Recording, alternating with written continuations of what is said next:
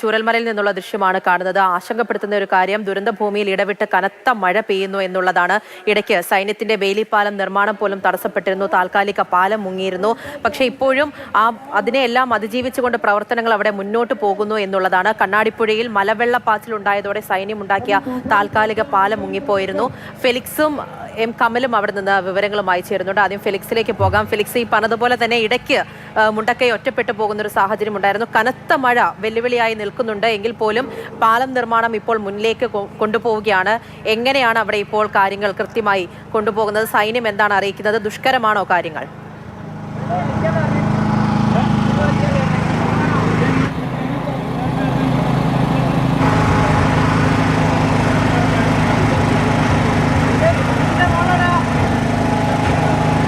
അതിശക്തമായ മഴയാണ്. അല്പം കണ്ടതുപോലെയല്ല, ഇപ്പോൾ മഴയുടെ ശക്തി വീണ്ടും വർദ്ധിച്ചു. കുത്തൊഴുക്കാണ്, അതിശക്തമായ കുത്തൊഴുക്ക് പുഴയിൽ അനുഭവപ്പെടുന്നു. അങ്ങനെ നമ്മൾ ഒറ്റക്കാഴ്ചയിൽ നോക്കുമ്പോൾ ഒരുപാട് പ്രതിസന്ധികൾ രക്ഷാപ്രവർത്തനത്തിന് മുന്നിൽ ഉണ്ട് എന്നതാണ് നമുക്കറിയാം. ഒരു വലിയ ദുരന്തം നാം ഇതുവരെയും നമ്മുടെ നാട് കണ്ടിട്ടില്ലാത്ത അത്ര വലിയൊരു ദുരന്തത്തിന് മുൻപിൽ പകച്ചു നിൽക്കുമ്പോഴാണ് നമുക്ക് രക്ഷാപ്രവർത്തനത്തിന് പോലും മുൻപിൽ വെല്ലുവിളിയായി കാലാവസ്ഥ മാറുന്നത് എന്നതാണ്. അത് വലിയ ആശങ്ക തന്നെയാണ്. ഈ ബെയിലി പാലം നിർമ്മിച്ചാൽ മാത്രമാണ് രക്ഷാപ്രവർത്തനം പൂർണ്ണതോതിൽ പൂർത്തിയാക്കാൻ കഴിയുക. മറുകരയിലേക്ക് ആളുകൾക്ക് രക്ഷാപ്രവർത്തനത്തിന് മറ്റുമായി മണ്ണുമാന്തി യന്ത്രമായി എത്തി അവിടെ ഇപ്പോഴും കുടുങ്ങിക്കിടപ്പുന്നുണ്ട് എന്ന് കരുതുന്ന 200ഓളം പേര് അല്ലെങ്കിൽ 150ഓളം പേര് അവിടെ നിന്നും പുറത്തേക്ക് എടുക്കാൻ കഴിയുക. ആ പാലത്തിന്റെ നിർമ്മാണത്തിന് ഇപ്പോഴുള്ളൊരു പ്രതിസന്ധി ഒന്ന് അതിശക്തമായ മഴയാണ്, കുത്തൊഴുക്കുണ്ട്. പക്ഷേ ഈ ബെയിലി പാലം അത് ഇരുമ്പ് കൊണ്ട് നിർമ്മിക്കുന്നതാണ്. അതിനൊരു പില്ലറായിരിക്കും ഉണ്ടാവുക.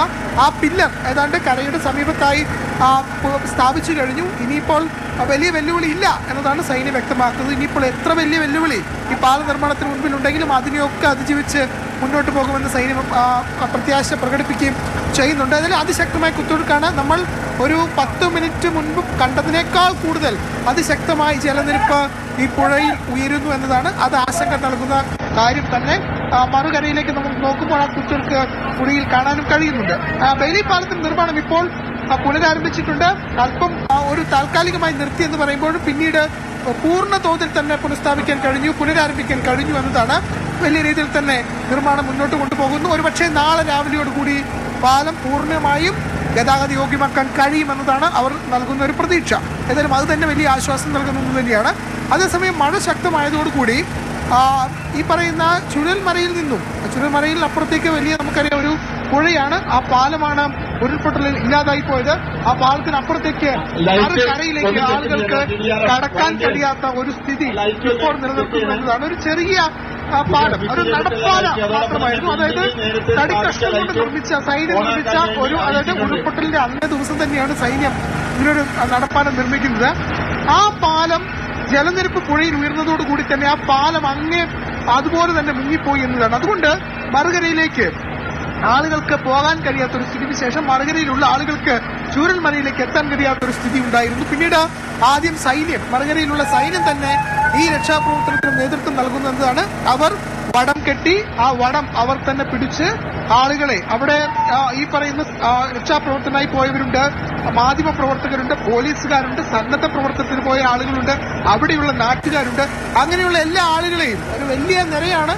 ദൃശ്യങ്ങൾ കണ്ടാൽ മനസ്സിലാകും, ധാരാളം പേരുണ്ട്. അവരെയൊക്കെ തന്നെ ഈ പുഴ മുറിച്ച് കടത്തി അപ്പുറത്തേക്ക് മറുകരയിലേക്ക് എത്തിക്കുക എന്നൊരു വലിയ ദൗത്യം അത് സൈന്യത്തിന് മുമ്പിൽ ഉണ്ടായി എന്നതാണ്. കാരണം ഇവരൊക്കെ തന്നെ മറുകരയിലേക്ക് പോകുന്ന സമയത്ത് രാവിലെയോ ഉച്ചയ്ക്കോ ഒന്നും തന്നെ ഇങ്ങനെ മഴയുണ്ടായിരുന്നില്ല, പുഴയിൽ ഈ രീതിയിൽ ജലനിരപ്പ് ഉണ്ടായിരുന്നില്ല. അവർക്ക് ഉച്ചയോടുകൂടി തന്നെയാണ് ശക്തമായ മഴ അനുഭവപ്പെടാൻ തുടങ്ങിയത്. പക്ഷേ ആ മഴ ഒരു നിമിഷം പോലും തോർന്നിട്ടില്ല എന്നതാണ് ആശങ്കപ്പെടുത്തുന്നത്. ഉച്ചയ്ക്ക് 12 മണിക്ക് ആരംഭിച്ച മഴ ഇപ്പോഴും തുടരുന്നു. ഒരു ചെറിയൊരു ശമനം പോലെ തോന്നിച്ചു എങ്കിൽ ഇപ്പോൾ വീണ്ടും അതിശക്തമായ മഴ തുടരുന്നു എന്നതാണ്. അതായത് ഇടവേളകളില്ലാതെ മഴ പെയ്യുന്നു. അതാണ് പ്രധാനപ്പെട്ട ആശങ്ക.